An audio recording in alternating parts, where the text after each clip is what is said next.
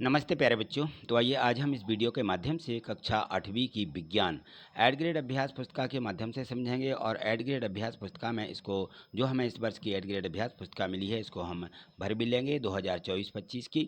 तो यहाँ देखिए जो आपको विज्ञान लिखनी है, पिछली वीडियो के माध्यम से नहीं लिखना, क्योंकि पुरानी वीडियो में ये सभी जो बदली हुए प्रश्न हैं वह नहीं मिल पा रहे हैं।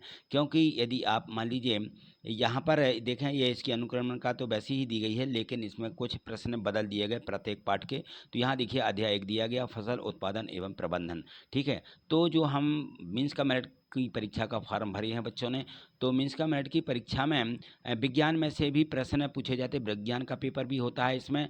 तो इनको ज़रूर अच्छे से कंप्लीट करके चलिएगा। देखिए यहाँ पे लर्निंग आउटकम्स भी दिए गए हैं और कुछ पहले से इसमें कुछ जानकारी इस प्रकार से रहती है, वह जरूर पाठ के पूर्व की तैयारी के रूप में इसको भर लें।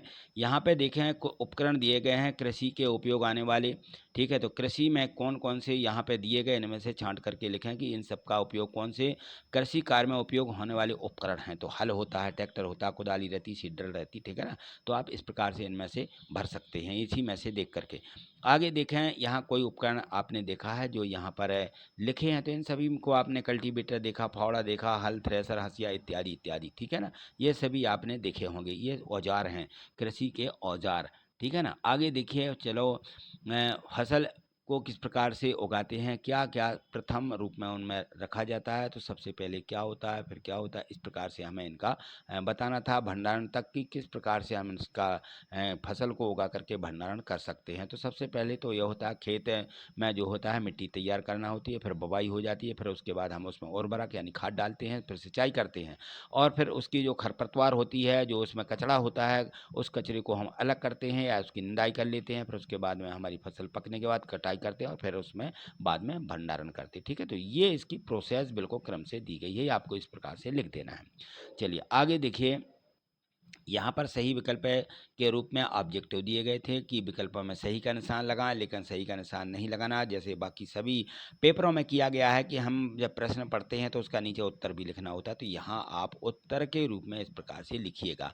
गेहूं, चना और मटर की फसल उगाने की समय अवधि अक्टूबर से मार्च तक होती है। तो यहाँ हमें सी वाला ऑप्शन में टिक तो लगाना ही है, लेकिन यहाँ पे अलग से उत्तर के रूप में लिखना भी है। ठीक है, प्रश्न 2, पहेली जल की कमी वाले क्षेत्र में रहती है, वह सिंचाई के लिए किस विधि का उपयोग करें और जल व्यर्थ ना हो, सीधे पौधों की जड़ों तक मिले या सीधे पौधों की जड़ों में जाए। तो ये होती है ड्रिप तंत्र होता है एक, ड्रिप यानी होती है बूंद बूंद करके सिंचाई। ठीक है ना, तो ये सी में दिया गया है ड्रिप तंत्र, इस ड्रिप तंत्र को यहाँ पे लिख दीजिए। ठीक, चलिए अगले प्रश्न दिए गए हैं, इसके ऑब्जेक्टिव प्रश्न है। यही ऑब्जेक्टिव प्रश्न ऐसे ही बिल्कुल मीन्स का मेरिट परीक्षा में पूछे जाते हैं और वार्षिक परीक्षा में 5 प्रश्न पूछ ही लिए जाते हैं। तो प्रत्येक प्रश्न की हमें तैयारी करना है। चलिए आगे देखिए, यहाँ पर बूझों ने अपने खेत में लगातार उर्वरक का उपयोग किया। कुछ वर्षों पश्चात उसे खेत में फसल की पैदावार कम होने लगी और पहेली ने उसे अपने खेत में जैविक खाद का उपयोग करने की सलाह दी। तो जैविक खाद के बारे में सही कथन क्या है, तो देखिए इसमें जो है सबसे पहले तो इससे मिट्टी जल धारणता जो है, मिट्टी का जो धारण है, जल को संचित करने की क्षमता है, उसमें वृद्धि होती है। और इसमें देखें तो इसमें जीवाणुओं की संख्या जो रहती है, जीवाणुओं की वृद्धि होती है, तो हमारी जैविक खेती भी यानी बन जाती है। यानी इसमें कथन 2 ए और बी दोनों क्या है, सही हैं, दोनों हमें यहाँ पे इनका उपयोग करना चाहिए। चलिए आगे देखें, अगला प्रश्न दिया गया है इसमें तो इसमें है कि कृषि कार्य में जो हमारी खेती किसानी होती है, यंत्र द्वारा बुवाई करने में से समय तथा श्रम की बचत होती है। कौन सी चीज़ हम करें, सीड ड्रिल का उपयोग करते हैं। कौन सी, सीड ड्रिल। तो इसमें समय भी बचता है और क्या होता है, इसमें हमें श्रम कम लगता है, यानी मेहनत कम लगती है और हमारा सीधा सीधा काम हो जाता है मशीन से। यहाँ 5वां प्रश्न दिया गया, यहाँ देखें, ये यहाँ पे मिट्टी के सकोरे यानी ये बर्तन बनाए गए हैं ए बी सी 3। इनमें देखें ए बी सी में एक में चने के बीज का अंकुरित करके इसमें लगाया गया है। तो बताइए किस गमले में पौधे की रचना अधिक स्वास्थ्यवर्धक होगी। इन सभी में मान लीजिए चना बोया गया है। तो यहाँ मिट्टी धन गोबर की खाद, मिट्टी धन यूरिया, यहाँ पे मिट्टी अकेली है। तो अब देखें यहाँ पर किस में अच्छी फसल होती है, तो जिसमें गोबर की खाद होती है वह फसल सबसे अच्छी होती है। यूरिया से या बिना खाद के फसल अच्छी नहीं होती है। तो बी और सी में अच्छी फसल नहीं होगी, सिर्फ ए वाले ऑप्शन में अच्छी फसल होगी। तो गमला ए में अच्छी फसल होगी, इसको आप यहाँ पे लिख देंगे। चलिए यहाँ से आगे देखें तो प्रश्न दिए गए हैं, जो हमारे खाली स्थान हैं, खाली स्थान हमें यहाँ पर भरना होते हैं। यहाँ देखिए तो यहाँ अब प्रश्न जो दिए रहते हैं इन्हीं से चुन करके प्रश्नों को भरना। नीम की सूखी पत्तियाँ, छिड़काव तंत्र, मछली, खरपतवार नाशी जो होते हैं, ह्यूमस, ठीक है, इनका हमें यहाँ उपयोग करना। तो बूझो अपने असमतल खेत में सिंचाई के लिए छिड़काव तंत्र का उपयोग किया जाएगा। कैसा छिड़काव? यहाँ सीडल से बोने पर फसल जो होती है उसमें पानी की मात्रा के लिए ये दिक्कत करती है, तो छिड़काव तंत्र का उपयोग करते हैं। पहेली समुद्र तटीय क्षेत्र में रहती है, ठीक है ना, उसके परिवार के सभी सदस्य मछली पालन का आहार के रूप में प्रयोग करते हैं, क्योंकि वहाँ पर खेती नहीं होती है, इसलिए वहाँ पर सिर्फ मछलियाँ मार करके इसी को जो है भोजन के रूप में ग्रहण करते हैं। खाद से मिट्टी को हुमस प्रचुर मात्रा में प्राप्त होती है। किससे? खाद से हुमस बनता है। बुजों ने अपने खेत में गेहूं की फसल के साथ अन्य अवांछित पौधों को भी उगते हुए देखा। इन अवांछित पौधों को हटाने के लिए बूझो क्या करेगी? खरपतवार नाशी का प्रयोग करेगी, जिससे ये खरपतवार जो होते हैं अलग से उगाते हैं, इनको मारने की या तो दवा आती है या इनको निकलवा देना चाहिए। घरों में अनाज के भंडारण में नीम की सूखी पत्तियों का उपयोग किया जाता है। घरों में देखिए यदि नीम की सूखी पत्ती हम अनाज में डाल देते हैं तो हमें नुकसान भी नहीं करती है और इससे कीड़े नहीं होते हैं, ठीक है, तो इनका उपयोग करना भी चाहिए। चलिए प्रश्न आगे देखें अगला। यहाँ देखिए प्रश्न तीसरे प्रश्न में दिया कि भारत देश में फसलों की कटाई के समय कुछ विशेष पर्व मनाए जाते हैं, कोई दो पर्वों के नाम लिखिए। तो हमें यहाँ पर देखना कि कौन कौन से पर्व हैं फसलों की कटाई के समय, कुछ विशेष पर्व है। तो इनमें है देखिए पोंगल, बैसाखी, होली, दीपावली और बिहू, ये जो है पर्व कटाई के समय मनाए जाते हैं। जैसे आपने पोंगल, बैसाखी, होली वगैरह देखी होंगी, गेहूं की फसल कटती है, दिवाली मनाई जाती है और ये मनाई जाती है जब हमारी यहाँ धान की फसल आती है, बरसात वाली फसलें होती हैं, तो ये जो है इस समय बिहू ये त्यौहार मनाए जाते हैं। प्रश्न 4 देखिए, 4 में दिया गया है कि ये जो फसलें होती हैं रबी तथा खरीफ की फसलों में कौन कौन सी हैं, इनको अलग अलग करिएगा। रबी की फसल कौन सी? ये दी गई धान, चना, मक्का, सोयाबीन, मटर, मूंगफली। तो रबी की फसलें हैं चना और मटर आएगा इसमें। खरीफ की फसलों में आ जाएगी धान, मक्का, सोयाबीन, मूंगफली। ये जो है रबी की फसल जो है हमारी जैसे ठंडा अक्टूबर का महीना लगता है उस समय बोई जाती है, और जो खरीफ की फसलें या बरसात जब हमारी आती है जुलाई में, तो उस समय ये धान, मक्का, सोयाबीन, मूंगफली इत्यादि बोई जाती हैं, ठीक है। आगे देखिए प्रश्न 5वां इसमें दिया गया है बाजरे की फसल के लिए गर्म और आर्द्र मौसम की आवश्यकता होती है, किस प्रकार की फसल है या इसके उगाने के लिए उपयुक्त तो महीना कौन से हो सकते हैं? तो देखिए बाजरा जो होता है खरीफ की फसल में आता है या ये खरीफ की फसल है, इसको उगाने के लिए उपयुक्त तो महीना मई जून हो सकते हैं या जुलाई भी लिख सकते हैं, ठीक है ना। तो यहाँ पे मई जून जो रहता है, मई जून में गर्मी रहती है, थोड़ी सी आर्द्रता उस समय नहीं रहती, लेकिन जून जुलाई में अधिक आर्द्रता रहती है। निम्न बॉक्सों को सही क्रम में इस प्रकार लगाएं कि गेहूं की फसल उगाने का रेखा चित्र तैयार हो जाए। तो हमें यदि गेहूं की फसल लगाना है तो हम सबसे पहले क्या करेंगे इसमें हमें बताना है, ठीक है। चलिए यहाँ देखिए तो इसमें हम इस प्रकार से इनको लगाएंगे। क्या करें? सबसे पहले हमने अभी पहले एक और चित्र डायग्राम देखा था, उसमें सबसे पहले मिट्टी को तैयार करना होती है, फिर बुवाई करते हैं, फिर उसमें खाद बीज डालते हैं, उर्वरक, ठीक है, फिर उसके बाद सिंचाई, खरपतवारों को अलग करते हैं यानी उनकी सुरक्षा करते हैं, और फिर कटाई करके गेहूं का भंडारण करते हैं। यह क्रमशः इसकी विधि है, तो इनको क्रमशः इस प्रकार से आपको व्यवस्थित लगाना है।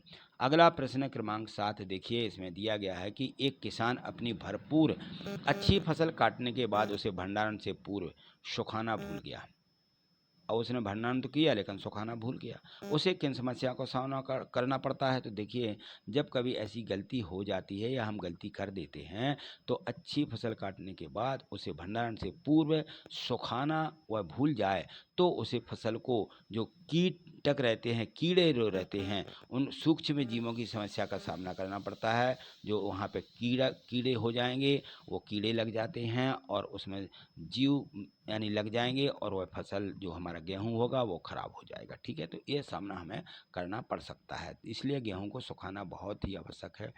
प्रश्न 8 देखें। 8वें प्रश्न में दिया गया है, बूझो अपने खेत में बुआई के लिए पारंपरिक तरीके के का प्रयोग करती है और पहेली अपने खेत में बुवाई के लिए ट्रैक्टर द्वारा संचालित जो सीडल उनका उपयोग करती है।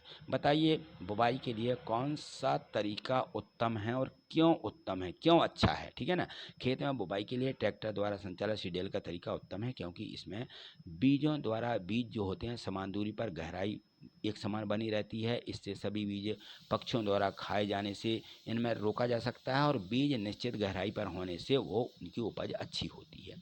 चलिए आगे देखिए, प्रश्न दिया गया है 9वां। प्रश्न 9वें में यहाँ चित्र देखिए, चित्रों को पहचानिए। ये चित्र सिंचाई की किस पद्धति से संबंधित है, चित्रों को नामांकित करें और इनमें से कौन सा चित्र जल की कमी वाले क्षेत्र के लिए वरदान युक्त है। तो यहाँ देखें चित्र दिया गया है, यहाँ देखिए, यहाँ पे ये रेहट लगाई गई जिसको मोट बोला जाता है, मोट। ठीक है ना, ये रेहट है, इसको रेहट बोला जाएगा। ये चारों तरफ बैल इसमें घूमता है और पानी ऊपर आता है। ये छिड़काव तंत्र है, पानी का छिड़काव। ठीक है ना, और ये ड्रिप तंत्र है, ये यहाँ पे बूंद बूंद करके इस प्रकार से यह पानी दिया जा रहा है। ठीक है, और यहाँ देखें तो ये छिड़काव तंत्र है पानी में, यानी जिसको फव्वारे द्वारा छिड़काव होता है ना पानी का, इस प्रकार से इसमें किया गया है। चलिए आगे देखें तो इसमें हमें क्या करना है कि हमें इनको नामांकित तो करना था, इनका नाम लिख दिया। अब कौन से क्षेत्र में किस की हमें उपयोग करना चाहिए, तो देखिए इसमें ड्रिप तंत्र का उपयोग जो है जल की कमी वाले क्षेत्रों में के लिए वरदान है क्योंकि इस विधि से जल बूंद बूंद करके सीधे पौधों की जड़ों में गिरती है। ठीक है, तो इस प्रकार से हमें इसका उपयोग करना है। चलिए आगे देखिए, प्रश्न क्रमांक 11 दिया गया है और 10 दिया गया है, कभी कभी खेत में फसल के साथ है कुछ अन्य अवांछित पौधों भी उग जाते हैं, तो आप उन्हें कैसे हटाएंगे और क्यों हटाएंगे। देखिए खेत में फसल के साथ साथ कुछ अन्य अवांछित पौधे उग जाते हैं, उनको खरपतवार बोला जाता है। उन्हें निराई करके हटाएंगे क्योंकि अवांछित पौधे जल, पोषक, जगह और प्रकाश से भी स्पर्धा का फसल की वृद्धि पर यह प्रभाव डालते हैं, यानी फसल के बढ़ने में ये हानिकारक होते हैं। ठीक है, फसल नहीं बढ़ पाती है तो ये खरपतवार को हम क्या कर देना चाहिए, हटा देना चाहिए। कैसे, निदाई करके उसकी निराई होती है। चलिए अगला प्रश्न 11वां दिया गया है, एक बर्तन में स्वस्थ कमजोर बीज रखे, हम इसमें से स्वस्थ और कमज़ोर बीजों को कैसे पृथक करेंगे। जो कमज़ोर बीज हैं और जो स्वस्थ बीज हैं, हम किस प्रकार से इनका अलग अलग छांटेंगे, कैसे करेंगे इनको। तो देखिए कभी भी जब भी इस प्रकार के होते हैं तो बर्तन में स्वस्थ और कमज़ोर बीजे सूखे रखे हुए हैं, तो हम इसमें स्वस्थ कमज़ोर बीजों को पृथक करने के लिए एक बर्तन पानी में लेंगे और उसके बाद उसमें बीज डाल देंगे। स्वस्थ बीज नीचे बैठ जाते हैं, नीचे चले जाएंगे और कमज़ोर बीज जो होते हैं ऊपर तैरने लगते हैं। तो इस प्रकार से जब हम बीज बोते हैं तो ये हमें विधि उस समय करना होती है कि जैसे हम बीज बोने जाएंगे तो सब, क्योंकि उनको गीला तो करना ही है, तो सबसे पहले उसमें पानी में डाल देंगे और जो नीचे बैठ जाते हैं उनको हम क्या करेंगे, उनको हम बुवाई के लिए उपयोग कर लेंगे। ठीक, चलिए अगला प्रश्न दिया गया है 12वां। इसमें दिया गया था कि आपको खेती के लिए एक सूखा भूखंड दिया गया है, बीजों को बोने से पूर्व आप क्या क्या तैयारी करेंगे और क्यों करेंगे। देखिए जब हमें इस प्रकार से खेत दिया गया है तो बीजों को बोने से पूर्व, यहाँ बोने लिख लीजिए, बने बोने, ऐसा बोने से पूर्व हम सबसे पहले मिट्टी को पलटना तथा इसमें उलटने उसे पोला करेंगे, उलट पलट देते हैं सीडल के साथ। इसके हमारा जो ट्रैक्टर या हमारा हल रहता है उससे, क्योंकि इसे पलटने और उलटने और पोला करने से पोषक पदार्थ जो होते हैं ऊपर आ जाते हैं और पौधे इन पोषक पदार्थों का उपयोग कर सकते हैं। अतः मिट्टी को उलटने पलटने एवं पोला करने वाली फसल उगाने के लिए अत्यंत महत्वपूर्ण विधि है ये। ठीक, चलिए आगे देखें, अगला प्रश्न क्रमांक 13 दिया गया है और इसमें दिया है, यहाँ से दीर्घ उत्तरीय प्रश्न दिए गए हैं। अब देखिए प्रश्न क्रमांक 13 प्रश्न को यहाँ पढ़िएगा और पढ़ करके इन प्रश्नों के हमें उत्तर देना है। यहाँ दीर्घ उत्तरीय प्रश्न है, तो यहाँ 13वां प्रश्न बहुत अच्छे तरीके से पढ़ें। इसमें दिया गया है कि बूझो तथा पहेली, ये दोनों, बूझो और पहेली, अपने खेत में खड़ी फसल को देख करके बातचीत कर रही हैं। क्या कह रही हैं? बूझो कहती है, पहेली, तुम्हारे खेत में गेहूं की फसल बहुत अच्छी आई है, पौधे बहुत तेजी से वृद्धि कर रहे हैं। पहेली कह रही है, हाँ, मैंने फसलों में से इस बार उर्वरक अत्यधिक मात्रा में डाला है, तो तुम बताओ। वो कहती है, बूझो, हाँ, मैं अपने खेत में गोबर खाद वर्मी कंपोस्ट का छिड़काव कर रही हूँ। पहेली बोली, उर्वरक में जो होते हैं पादप पोषक तत्व जैसे नाइट्रोजन फास्फोरस पोटेशियम प्रचुर मात्रा में पाए जाते हैं, लेकिन उर्वरकों से मिट्टी का गठन खराब हो जाता है। ठीक। पहेली क्या करे, बूझो, तुम्हारे द्वारा बनाई गई जैविक खाद से पौधों की वृद्धि धीमी अवश्य होगी, लेकिन तुम्हारे खेत की मिट्टी को हुमस अत्यधिक प्राप्त होगी और तुम्हारी फसल अधिक गुणवत्ता वाली स्वस्थ के लिए लाभकारी होगी। तो ये दोनों की बातचीत थी। ठीक है ना। अब इस बातचीत पर से यहाँ पे प्रश्न पूछे जा रहे हैं, इन्हीं में से छांट करके प्रश्नों के उत्तर लिखना है। तो यहाँ आप इस प्रकार से लिखेंगे कि ये जो प्रश्न दिए गए हैं, उर्वरक में कौन से पादप पोषक तत्व प्रचुर मात्रा में पाए जाते हैं। तो उर्वरक में नाइट्रोजन बताया ना उसने कि मैंने नाइट्रोजन, इसमें फास्फोरस तथा पोटेशियम तत्व प्रचुर मात्रा में पाए जाते हैं।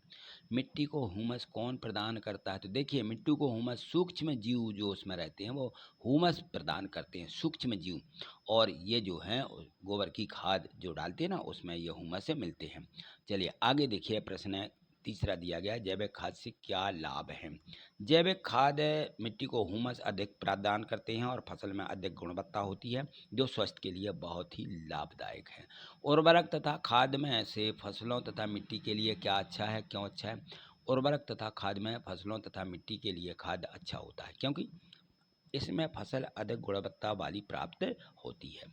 अगला प्रश्न दिया गया है इसमें, उर्वरक के कोई दो उदाहरण दीजिए। तो उर्वरक के दो उदाहरण हैं यूरिया और पोटास। इस प्रकार से हमें ये दो चीज़ों को लिखना है। चलिए आगे, प्रश्न है 14, अनुकूल जलवायु परिस्थितियां, उचित खाद व उर्वरकों के उपयोग के बाद किसान को फसल की अच्छी उपज प्राप्त नहीं हुई, इसके लिए क्या कारण थे। इनके संभावित कारण लिखिए। देखिए संभावित कारण यह होंगे, किसान द्वारा अच्छी गुणवत्ता वाली बीज नहीं बोए गए होंगे, किसान द्वारा खाद या उर्वरकों का उपयोग सही प्रकार से नहीं किया गया होगा, खरपतवार की अधिक मात्रा होने के कारण जो है फसल अच्छे से प्राप्त नहीं होती है, फसल रोगग्रस्त सूखाग्रस्त एवं बाढ़ग्रस्त हो गई होगी। तो इस प्रकार से जो किसान के ये संभावित कारण हैं जिससे कि उसकी फसल खाद बीज देने के बाद भी अच्छी उपज प्राप्त नहीं होती है। चलिए आगे देखें, प्रश्न क्रमांक 15 दिया गया है कि एक किसान द्वारा फसल बोने के लिए ऐसे खेत को चुना गया जहाँ कई वर्षों से किसी भी जीव जंतु व पेड़ पौधों की पूर्णतः अनुपस्थिति रही है। तो बताइए, खेती करने के लिए किसान द्वारा मिट्टी को जोता गया, मौसम भी अनुकूल था, परंतु फिर भी अपेक्षित परिणाम प्राप्त नहीं हुए, कारण बताइए। इनके संभावित कारण क्या है। किसान द्वारा गुणवत्ता युक्त बीज उर्वरक है, उचित सिंचाई दवाई का प्रयोग नहीं किया गया होगा, इसलिए किसान को अपेक्षित परिणाम प्राप्त नहीं हुए हैं। चलिए आगे देखिए, प्रश्न इसी का बाद दिया, यदि आप उसकी जगह होते, किसान की जगह, तो अपेक्षित परिणाम के लिए क्या प्रयास करते। तो देखिए सबसे पहले ये करता, उसकी जगह मैं होता, ता लिख लीजिए यहाँ पे, होता तो गुणवत्ता युक्त बीज का उपयोग करता एवं आवश्यकता अनुसार खाद उर्वरक का प्रयोग करता, समय समय पर दवाई सिंचाई निराई एवं कटाई का कार्य पूर्ण करता। ये कब करना चाहिए, बिल्कुल समय समय पर, जब उसका समय आता है तभी करना चाहिए। आगे पीछे करोगे तो फसल खराब हो जाती है। ठीक है, हमारी फसल पकने को आ गई, हम निराई नहीं कर पाए, अब निराई करें तो गलत है। ठीक है ना। तो ये सारी चीज़ें वहाँ सावधानी रखना पड़ती है। चलिए आगे देखें, आगे यहाँ पे दिए गए हैं प्रोजेक्ट कार्य। ये जो इसमें प्रोजेक्ट कार्य पूछे जाते हैं, वार्षिक परीक्षा में 2 प्रोजेक्ट कार्य पूछे जाते हैं और यहाँ प्रत्येक पाठ में 2-2 दिए गए हैं, तो इनमें से कोई भी पूछे जाएंगे, तो इस प्रकार से आपको तैयार कर लेना है। चलिए इसमें दिया गया था, मूंग अथवा चने के बीज लेकर के उन्हें गीली रुई या कपड़े में लपेट करके रखिए और होने वाले परिवर्तनों को इस तालिका में लिखें। तो आप जो है ये आपको प्रयोग करना है घर पर।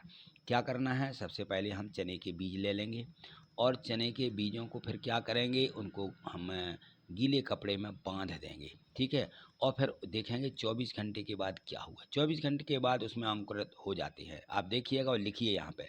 2 दिन बाद क्या हुआ, अंकुरण बढ़ना शुरू हो जाता है और बहुत लंबा अंकुरण हो जाता है। 5 दिन में छोटा पौधा बढ़ना शुरू हो जाता है। 10 दिन में जो है हमारा वो चने का या मूंग का बीज जो हमने लिया है, मूंग का बीज, वह पौधा बन जाता है। 10 दिन में पूरा पौधा बन के आपको ऊपर दिखने लगेगा। ठीक, तो इस प्रकार से उसमें परिवर्तन होते हैं। आप भी उनका प्रैक्टिकल करिएगा, प्रयोग करिएगा, तब आपको समझ में आएगा। आगे देखें, बीजों के अंकुरण की विभिन्न अवस्थाओं का आपने जो अवलोकन किया उनको चित्र बना करके दर्शाइए। तो आपने सबसे पहले, मैंने यहाँ पे सेम का बीज लिया था और सेम के बीज को इस प्रकार से आप चने का बीज भी लें या कोई भी बीज ले सकते हैं। यहाँ पे देखिए ये सेम का बीज है, अंकुरण इस प्रकार से हुआ, अंकुरित पौधा यहाँ पे जब बन रहा है तो ये पौधा, और सेम का ये पौधा बन करके बेल के रूप में तैयार हो जाता है। ठीक है, तो ये हमने यहाँ पे किया है। चलिए आप भी बिल्कुल इसी प्रकार से बना लें चित्र। आगे देखें, प्रोजेक्ट कार्ड 2 दिया गया था। इसमें दिया है कि किसी खेत जो रहता है, खेत में किसान है क्या करता है, नर्सरी लगाता अथवा बगीचे का भ्रमण कीजिए। उनकी नर्सरी को जाइए, जो खेत में किसान लगा रहा है उनकी नर्सरी का भ्रमण कीजिए, उनके बगीचे का भ्रमण कीजिए और जानकारी यहाँ पे प्राप्त कीजिए। क्या क्या प्राप्त करना है, तो सबसे पहले बीजों का चयन, सिंचाई की विधियाँ उनसे पूछिए, अधिक शीत, अधिक गर्मी, अधिक वर्षा का पौधा पर प्रभाव उनको उससे पूछिएगा, और उपयोग में आने वाले उर्वरक कौन कौन से उसने खाद का प्रयोग किया, और व्यावसायिक उपयोग क्या है, इनसे क्या लाभ होता है, हमें कितना फ़ायदा होगा और हम किस प्रकार से इसमें पैसा कमा सकते हैं। चलिए, तो इस प्रकार से आपको लिख देना। यहाँ पर देखिए, ये बीज का चयन अच्छी फसल के लिए होता है। अच्छी फसल चाहिए होती है तो किसान बताएगा कि मैंने यहाँ पे अच्छी फसल के लिए बीजों का जो है उपयोग किया, अच्छे बीजों का। सिंचाई की विधियाँ वो बताएगा कि मैंने किस विधि का उपयोग किया, पानी की कमी थी इसलिए ड्रिप तंत्र या छिड़काव कौन सी विधि का उपयोग किया वो बताएगा। अधिक शीत गर्मी, अधिक वर्षा, पौधे खराब हो गए, वो भी वो बताएगा।